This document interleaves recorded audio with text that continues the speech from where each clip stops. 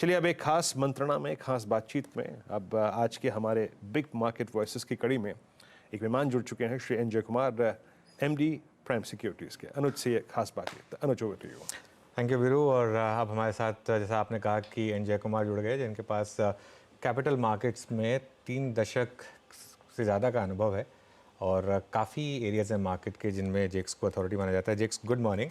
और एक मार्केट में आप एक अनअडल्ट्रेटेड बोल रहे हैं काफ़ी टाइम से, और वो पे ऑफ कर रहा है इस समय।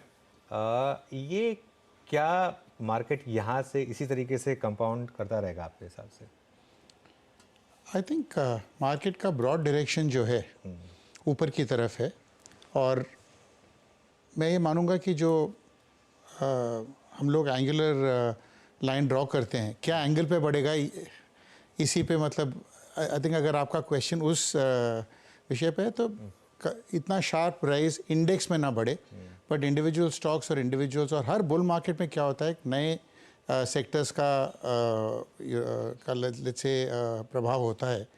सो मैं अगर ये देखूं कि अगले लेट्स से 12-18 मंथ्स में ऐसे कौन से सेक्टर्स हैं जो अंडर ओन्ड हो, जिनमें मतलब ओनरशिप कम हो, और जहाँ पर वैल्यूएशन कंफर्ट हो, और जो अभी तक इग्नोर्ड कहा जाए।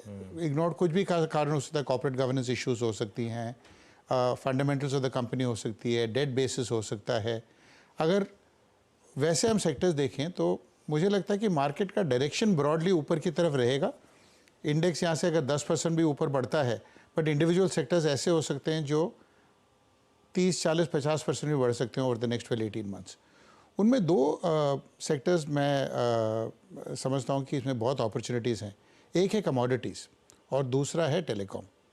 पहले वो ईजियर ऑफ द टू से शुरू करते हैं, क्योंकि टेलीकॉम कल बहुत बड़ा इवेंट हुआ है। जो तो पूछने वाला था आपसे, वोडाफोन का जो आईपीओ हुआ, आपको उम्मीद थी कि इस तरीके का सब्सक्रिप्शन आएगा? 18,000 करोड़ के एफपीओ के लिए 1 लाख करोड़ से ऊपर का subscription, QIB almost 20 times. Absolutely no idea कि ऐसा कुछ होगा। And you know, as I said, pardon the pun, but ये एक आइडिया है जो जिसका समय आया है मेरे हिसाब से। मैं मोर देन स्टॉक इस विषय पे बात करना चाहूँगा कि आइडिया से कनेक्टेड 1-2 और भी कंपनीज हैं, you know, like for instance Indus stars हुआ, या द सेक्टर इटसेल्फ हुए, because government is a big share holder and it's also a creator to Idea. अगर ये सब मैं देखता हूँ और कंपटीशन आएगा द अदर 2 प्लेयर्स को, आइडिया का 4G 5G भी रोल आउट होने वाला है over the next 6 months, plus ARP, you know, average revenue जो होता है, आरपू जो जिसे कहते हैं हम लोग, उसका भी मतलब वहाँ इंक्रीज़ होने की उम्मीद है। तो ये सब मद्देनज़र रखते हुए ये हम समझ सकते हैं कि इस सेक्टर में मंदी तो एक बार के लिए ख़त्म हो गई है। और मैं समझता हूँ कि इतना बड़ा जो इवेंट हुआ कि टेलीकॉम जैसे स्पेस में, और आइडिया कंपनी जो people used to say is the weakest, उसमें इतना बड़ा जो शुड आई से डिमांड आया, I think it has been an amazing event, and I think this is also indicative of the fact कि जहाँ consumer is able to identify the company, because most consumers are able to relate to idea, and if idea here is now going to be एक viable competition बोल सकते हैं अगले बहुत साल, you know, 5, 10, 15 साल के लिए। तो मेरे हिसाब से आइडिया और आइडिया से जुड़ी हुई जो कंपनीज हैं उनमें काफ़ी वृद्धि हो सकती है। ओके, तो इसमें क्या वो जो कुछ बैंक्स भी शामिल होंगे जिनका टेलीकॉम एक्सपोजर था, या वो प्ले हो चुका है? आई थिंक वो प्ले आउट हो चुका है। एक्चुअली अगर आप देखोगे आइडिया का जो डेट प्रोफाइल है, उसमें नॉट इवन 15% बैंकों का है, बाकी तो पूरा तो गवर्नमेंट का ही, राइट। एंड गवर्नमेंट ने अगर ये you know post elections etcetera ये ठान ली कि कुछ उनकी कंपनियां सर्वाइव करेंगी और फ्लरिश करेंगी, तो in some sense you could almost say that idea is like a government company, क्योंकि इतना बड़ा होल्डिंग है, they are the largest holders. So ये सब देखते हुए मुझे समझ में ये आ रहा है कि गवर्नमेंट का भी जब एग्जिट आएगा, इसमें पैसा निकलेगा, तो काफ़ी हो सकता है बड़ा हो। तो this is a very positive thing, जो इकोनॉमी के लिए जो एक नेशनल एसेट, मेरे हिसाब से almost like a national asset था, जिसको बचाया गया है, and the public at as a whole has come and help them out. That is I think the big thing. Okay, दूसरी बात की थी आपने कमोडिटीज़ की। इसमें मैं वो डिस्क्लोजर ही देना चाहता हूँ कि इनमें मेरा एप्लीकेशन अगर गया हुआ है, इंटरेस्ट रहा है, ये सब है इसमें, तो वो डिस्क्लोजर में देना नहीं बिल्कुल ठीक है, वो standard disclaimer, put your money where mouth. Absolutely. तो वो है यहाँ पर। कमोडिटीज़ की आपने दूसरी बात की, कमोडिटीज़ में क्या स्पेसिफिकली मेटल्स या फिर कुछ और commodities? I think the entire range of commodities, because इसमें क्या है कि many of the companies, whether it is Tata steel, the Jindal group etcetera, इनका पार्टिसिपेशन काफ़ी हद तक रहा है इस राइज में। अगर राइज नहीं रहा तो एक दो कंपनी और हैं जिसमें coincidentally the most diversified commodities company group in India जो है, जो प्राइवेट सेक्टर में है, उसका मैं जिक्र कर रहा हूँ, और वेदांता का, जिसमें अभी तक they have not participated in the rise.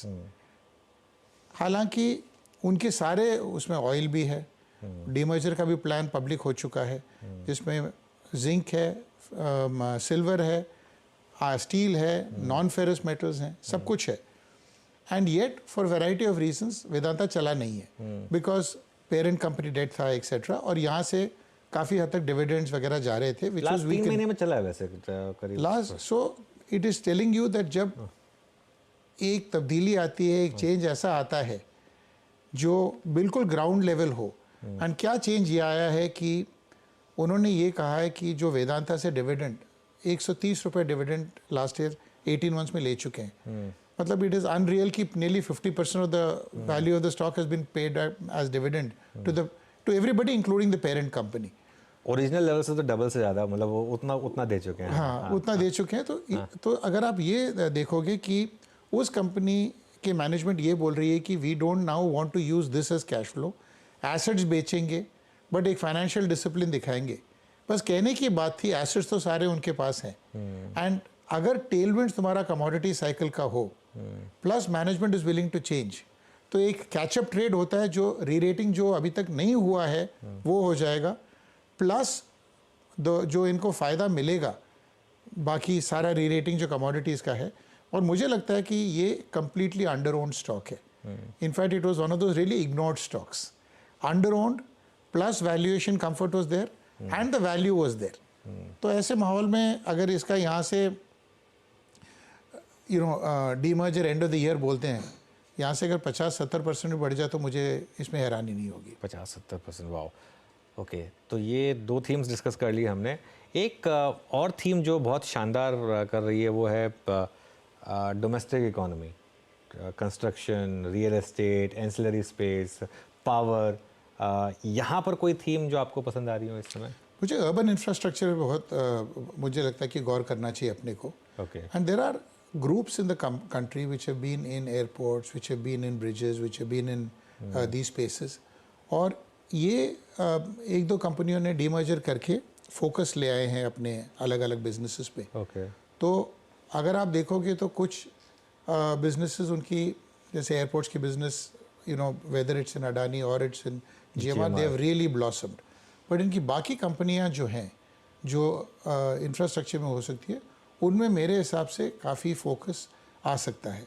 और हमने ऐसा भी देखा है कि जो बड़ी ग्रुप्स हैं, जिसमें एक कंपनी का मार्केट कैप ऑलमोस्ट 50-70 हज़ार करोड़ हो, अगर कोई और ग्रुप कंपनी में फोकस देते हैं एंड वहाँ पर बिजनेस प्लान इवॉल्व होता है, तो उनकी मार्केट कैप सिंगल डिजिट्स में नहीं रह सकती हैं। सो ये मोर लाइक अ थीमेटिक प्ले कि they are in a sector जहाँ पर टेलविंड्स हैं, ऑर्डर्स आ रही हैं, अर्बन इंफ्रास्ट्रक्चर है, प्लस फोकस भी उनका अगर वापस आ जाए उसमें। तो आप जो कहना चाह रहे हैं, शायद आप ना कहना चाहें, मैं कह देता हूँ कि अगर अदानी ग्रुप का वो थोड़ा रिस्ट्रक्चरिंग हुआ और एयरपोर्ट अलग हुआ, तो GMR का एयरपोर्ट और GMR का पावर बिजनेस, वो दोनों थोड़ा सा, I think this is the direction where you should be. This is how investor should perceive it. मतलब इन्वेस्टर्स को ऐसा तो नहीं है कि कोई प्लेट में सजा के कोई देगा कि ये ले लो बढ़ जाएगा, बट थोड़ा सा अगर आप डीप डाइव करोगे, जिस तरह अडानी ने अपने सारे ग्रुप्स को फोकस लाने के लिए डीमर्ज किया एंड हर चीज में मतलब री रेटिंग हुई है, similarly it could happen in groups like this. ये मेरा कहने का। ठीक है, तो GMR एयरपोर्ट के अलावा GMR पावर भी दिखा दीजिए, क्योंकि वो भी एक और स्टॉक है जो इस स्पेस में फिर उस हिसाब से इंटरेस्टिंग रहेगा। कोई और थीम? आप काफ़ी पॉजिटिव रहे हैं टाटा मोटर्स पर, औरोबिंदो फार्मा पर, और दोनों ने बहुत शानदार रिटर्न्स जनरेट करें। ऐसी कोई और थीम जो इंटरेस्टिंग लग रही है? एक चीज़ मुझे समझ आ रही है कि लास्ट टाइम हम जब यहाँ थे तो हमने बात किया था शॉर्टेजेस जो फार्मा में हुई थी इन द यूएस, और 3 रीजंस थे उसके। एक तो था कि a lot of companies including insurance companies were asking people, the individuals, to go in for cheaper options, not the patented drugs because they are expensive. So therefore generics का वैसे ही tailwinds बन रहा था. Number 2, pricing pressures had stopped. And number 3 जो बहुत interesting है, because of interest rates, a lot of small companies which in the generic space जो US में थी, almost 6 कंपनियां बंद हो गई, तो shortages वहाँ डेवलप हुए। जैसे वहाँ शॉर्टेजेस डेवलप हुए, सिमिलरली हमें सुनने को मिल रहा है कि यूरोप में भी शॉर्टेजेस डेवलप हो रही हैं। सॉरी, यूरोप में। तो अगर यूरोप में शॉर्टेजेस डेवलप हो रही है तो same theme can play out, and again some of the big companies in Europe include people like Aurobindo pharma. तो that is the other this thing.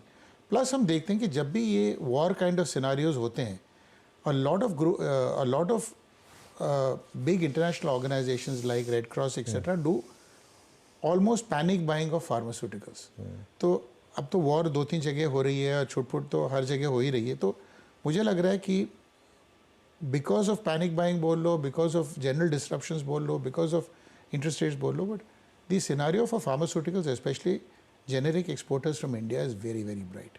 And वो 1-2 क्वार्टर का थीम नहीं है, हालांकि stocks have gone up a lot. तो मुझे लग रहा है कि फार्मा थीम शुड कंटिन्यू, और अभी भी इंडेक्स वेटेज उसका 5.5% ही है। बिल्कुल।